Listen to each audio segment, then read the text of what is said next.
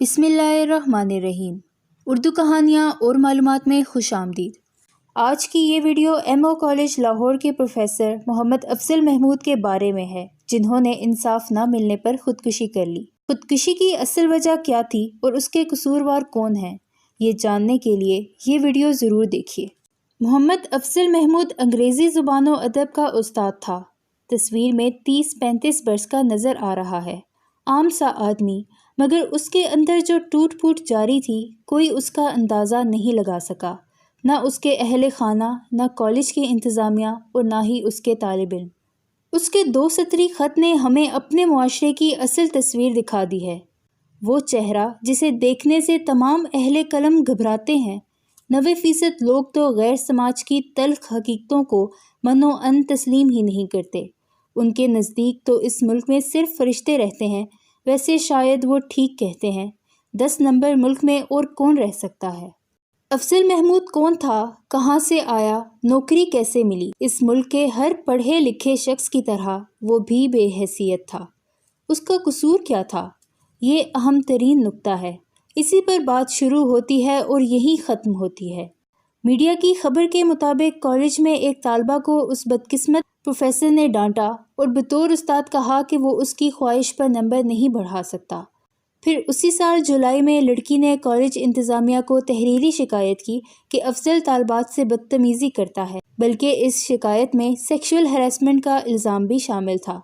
ایسا الزام دراصل کسی بھی لڑکی کے پاس ایسا ہتھیار ہے جس کا ہمارے جیسے ملکوں میں کوئی توڑ بھی نہیں ہے۔ مغرب میں بہرحال صورتحال ہمارے معاشرے سے بالکل متضاد ہے۔ وہاں اگر کوئی شکایت کرتا ہے کہ اسے کوئی جنسی طور پر ہراساں کر رہا ہے تو اس شکایت کا جائزہ لینے کے طریقہ کار میں عورت اور مرد کا امتیاز نہیں کیا جاتا۔ قانون کے مطابق عورت اور مرد کو برابر کا فریق تسلیم کیا گیا ہے اور ایک فریق کو جنس کی بنیاد پر دوسرے پر کوئی فوقیت نہیں ہے۔ لیکن ہمارے جیسے ملک میں اگر کوئی لڑکی یا خاتون اس طرح کی شکایت کرے تو اسے لازماً درست سمجھا جاتا ہے۔ عام تصور یہی ہے کہ کوئی بھی لڑکی اس معاملے میں غلط بیانی سے کام نہیں لے گی، مگر اس خام خیالی کو درست ہونا چاہیے۔ جتنی ہراسمنٹ مرد کر سکتا ہے اتنی ہی عورت بھی کر سکتی ہے۔ ہماری سوچ اور قانون کو صرف سچ کے ساتھ ہونا چاہیے۔ میڈیا میں جو اطلاعات آئی ہیں ان کے مطابق افضل محمود کے خلاف شکایت کی تحقیقات کے لیے انتظامیہ نے کمیٹی تشکیل کی، جس میں ایک خاتون پروفیسر بھی شامل تھی۔ انہوں نے پروفیسر افضل کے خلاف الزامات غلط قرار دیا۔ یہ انکوائری رپورٹ 13 جولائی کو مکمل کر کے انتظامیہ کو بھجوا دی گئی، یعنی صرف 5 دنوں میں تحقیقات مکمل کر لی گئیں۔ جولائی سے اکتوبر تک یہ رپورٹ انتظامیہ کے پاس پڑی رہی۔ اسی اثناء میں افضل محمود بار بار لکھتا رہا کہ اسے تحقیقات کی روشنی میں بے گناہ ہونے کا خط جاری کیا جائے تاکہ اس کے پاس کوئی دستاویزاتی ثبوت موجود رہے، مگر نامعلوم وجوہات کی بنیاد پر خط جاری نہیں کیا گیا۔ پروفیسر تکلیف اور دکھ میں مبتلا ہو گیا۔ اسی ذہنی کشمکش میں گھریلو حالات بھی بگڑ گئے۔ اہلیہ اسے چھوڑ کر چلی گئی۔ پروفیسر کے لیے یہ تمام معاملات عذاب کی صورت اختیار کر گئے۔ صرف ایک خط کی تلاش تھی جو اسے بے گناہ ثابت کر سکے۔ اکتوبر کی 8 تاریخ کو اس نے خاتون پروفیسر کو انگریزی میں خط لکھا جس میں ساری رودات لکھی، اپنی ذہنی کیفیت بھی بیان کی۔ طالبہ کا رول نمبر بھی تھا۔ اس کے بعد یہ بھی لکھا کہ لڑکی کو کالج سے نکالا جائے تاکہ دیگر اساتذہ محفوظ رہیں۔ اس نے یہاں تک درج کیا کہ اگر وہ مر جائے تو تنخواہ اس کی والدہ کے حوالے کی جائے۔ مزید اس کی والدہ کو ایک سرٹیفکیٹ بھی دیا جائے کہ اس کا بیٹا اچھے کردار کا مالک تھا۔ یہ خط کالج کے پرنسپل کی جانب سے جاری ہونا چاہیے۔ اس خط کا ایک ایک لفظ بتا رہا تھا کہ پروفیسر شدید ذہنی دباؤ کا شکار تھا۔ حد درجہ بدقسمتی یہ ہے کہ وہ خط جو اس کو دستاویزاتی طور پر بے گناہ قرار دے پائے جاری نہیں ہو سکا۔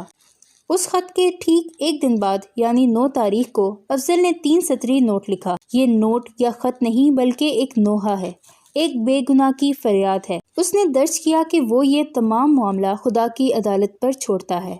پولیس کے متعلق بھی لکھا کہ اس معاملے کی کوئی انکوائری نہ کرے اور کسی کو بھی تنگ نہ کرے۔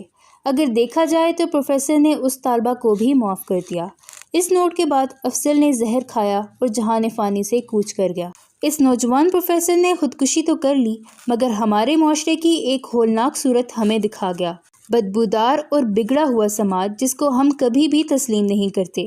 کیونکہ اپنی ہولناک تصویر دیکھنے کے لیے بہت ظرف چاہیے، جو بہرحال اوپر سطح سے لے کر نیچے تک خطرناک حد تک کم ہے۔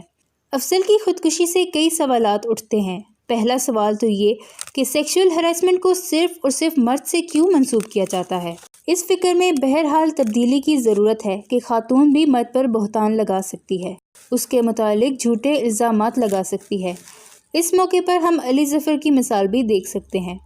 دوسرا سوال یہ بھی ذہن میں آتا ہے کہ کالج کی انتظامیہ اس قدر سست کیسے رہی کہ صرف ایک خط جاری کرنے سے 3 ماہ تک گریزاں رہی؟ آخر وہ کون سے عوامل تھے جن کی بنا پر ایک خط جاری نہ ہو سکا؟ کیا اس خط کو جاری کرنے کے لیے وزیر اعظم، وزیر اعلیٰ یا وزیر تعلیم سے اجازت کی ضرورت تھی؟ ہرگز نہیں۔ یہ مقامی سطح کا انتظامی معاملہ تھا جسے میرٹ پر حل نہیں کیا گیا۔ اس معاملے کی جانچ پڑتال ہونی چاہیے۔ تیسری بات یہ کہ اگر پروفیسر پر الزام غلط تھا تو فریق مخالف کے خلاف کارروائی کیوں نہ ہوئی؟ مغربی ممالک میں تو بہتان لگانا بہت سنجیدہ جرم ہے جس کی سزا 10 سے 15 برس تک ہے۔ عورت کے قانونی، سماجی اور خاندانی حقوق ہر طور پر مرد کے برابر ہیں۔ ان کو زندگی میں آگے بڑھنے کے مواقع ہر صورت میں ملنے چاہیے۔ اگر کوئی شخص خواتین کے حقوق کی بے حرمتی کرے تو اس سے سزا ملنی چاہیے، مگر اس کے بالکل ساتھ یہ بھی عرض کرنے میں کوئی تعمیل نہیں کہ عورت بھی مرد پر جھوٹے الزامات لگا سکتی ہے۔ اگر بے لاگ تحقیقات کے بعد یہ ثابت ہو جائے کہ مرد پر لگائے گئے الزامات بالکل ناجائز اور خود ساختہ ہیں تو خاتون کو صنف نازک ہونے کا فائدہ نہیں دینا چاہیے، اس کے خلاف بھی قانون کے مطابق کارروائی ہونی چاہیے۔ افضل زہر کھا کر مر گیا، مرنے کے بعد تو اس کی فائل ویسے ہی بند ہو جائے گی، اس لیے کہ مرنے کے بعد تو جزا اور سزا تو صرف خدا کے ہاتھ میں ہے۔ مگر اس نے خودکشی کر کے یہ ضرور ثابت کر دیا کہ معاشرہ کس درجہ ادنا ہے۔ شاید اب ہمارے عظیم ملک میں انصاف حاصل کرنے کے لیے خودکشی کے سوا کوئی چارہ نہیں رہا۔